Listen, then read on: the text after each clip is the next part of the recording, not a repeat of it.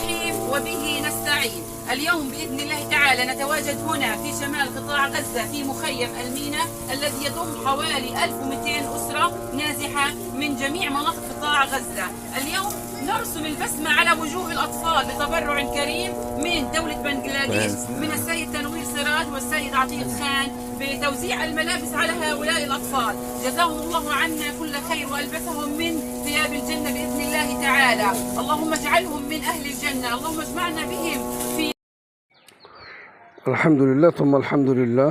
আজকে ঈদ উল আজহা বা কুরবানির ঈদ উপলক্ষে উত্তর গাজার সোজাইয়া এবং জাবালিয়ার বিভিন্ন এতিম বাচ্চাদেরকে আমরা পোশাক বিতরণ করেছি।